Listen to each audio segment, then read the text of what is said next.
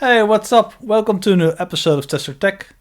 And today I make a short introduction because this video is a follow-up video to another video I made about Playwright. So what I'm going to do in this episode is add some assertions to existing Playwright tests and show you a working demo as always. So without further ado, let's dig into the video. Last video I showed you a demo of Playwright using Tobjan in Python. I also discussed the automated testing approach. If you haven't seen it, and if you're not sure about the subject, I would suggest you watch that one first. There should be a link popping up in the corner, and I also added in the description of this video. If you want to learn more about adding assertions to your automated tests using Playwright, then keep watching this video. Last video I very quickly mentioned that you should extend your automated tests with assertions, and this is a grave understatement of that fact. What I meant to say is that automated tests only have value when they contain plenty of assertions. In this video I want to touch on those assertions and discuss what they are and why they are so important for your tests. Of course, I will show you a demo on how they can be added to your test case later in this video. As always, I will have the code available for you when you're watching this video. Check the link in the description. Before we start, in case you haven't subscribed, please consider doing so. It helps me out more than you can imagine. Also, a thumbs up would be greatly appreciated. Now, let's dive into it. Now that's out of the way, let's look at how it works. Let's say you have that demo site again we used in the previous video, e-commerce website. And let's say we want to search again for that summer dress. But before we do that, think of how we would add assertions to this page. In other words, first think of how you would validate that you are on that page at all. Before we even were on that page, you have started a web browser, entered a URL in the address bar, hit enter, and your web browser would load that site. These actions are already in the script, but before you enter something into the search, you actually should validate that you are on the correct starting page. You can look at the page and see what stands out. Another valid option would be to validate the title of the page. You can check that in the HTML of the page. Press Ctrl U if you have it open in Chrome or Firefox. Search for the title tag. It should be in the head of the page. So the title is My Store, as you can see here. Let's add that assertion to the script. So let's head over to the development environment. Let's present it here. And on the left side I have the script like I showed in the previous video. And on the right side I have the page object right there. So the search and then the test for the summer dress. And this is the directory. Let me just quickly show. So this is the only starting with test search. So if we were on PyTest on this directory, it will just trigger one test.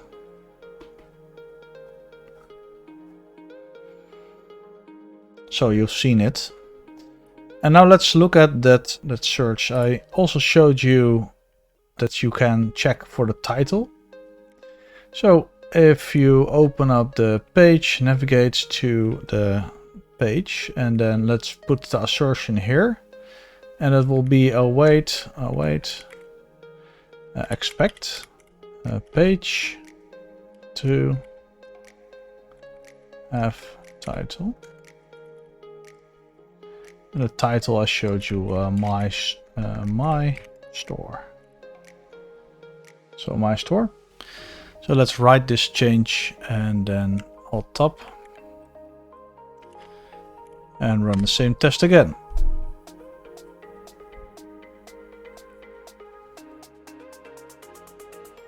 So as you can see, it passes after that. So let's test the test. And let's add not my store. And the result of this that it should fail should be that it should fail.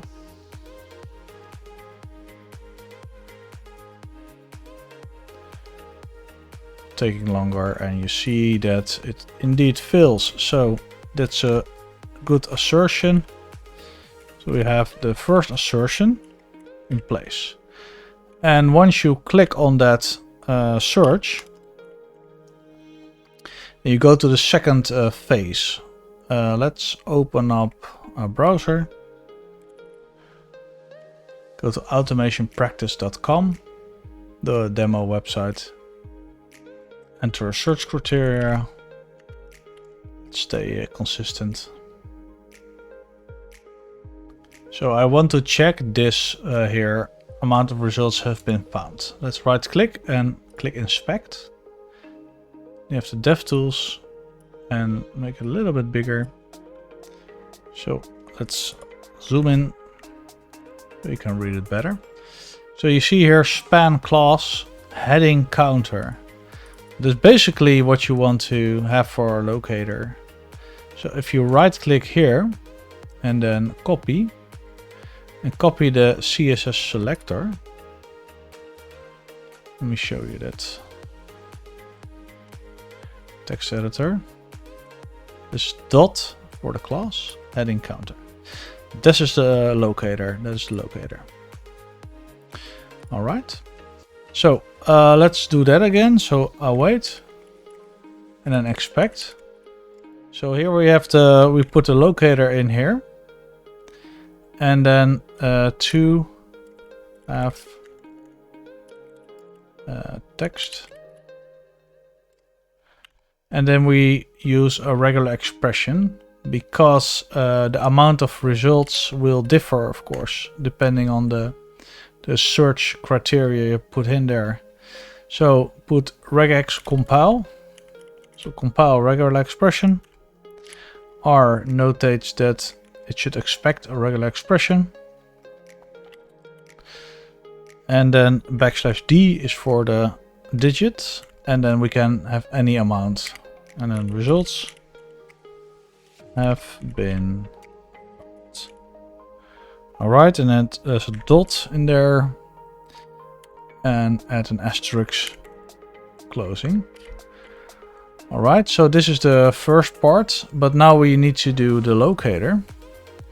And if you followed the previous video, I think you will be familiar with this page. And let's copy.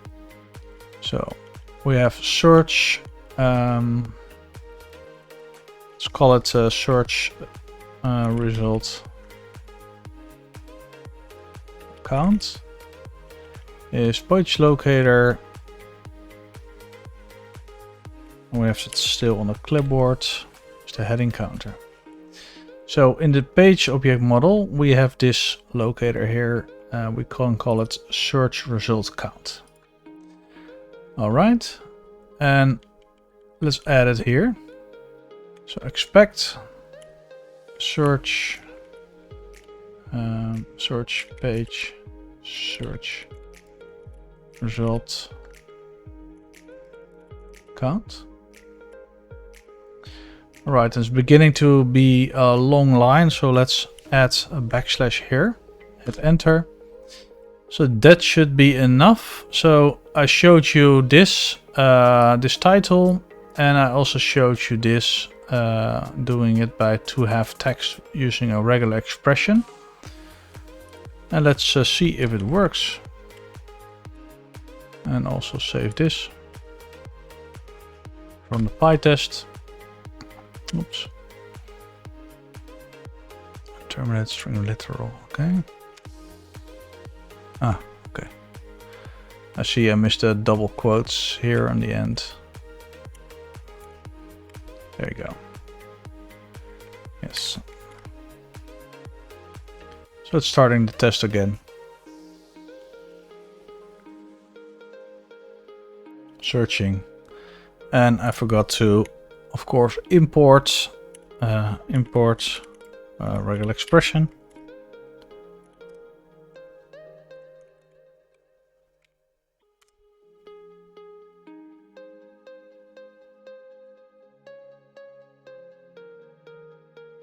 So this has been completed, and now let's again test the test. Always a good practice. And let's add no results have been found for this test. Write it. Run it again.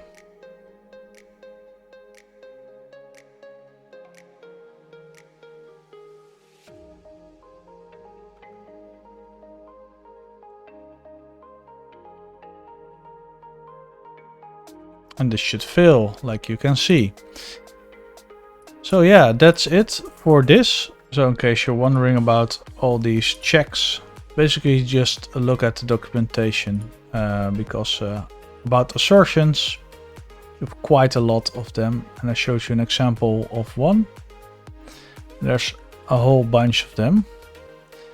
And also about locators, there's also interesting documentation about how you can use the locators in your tests.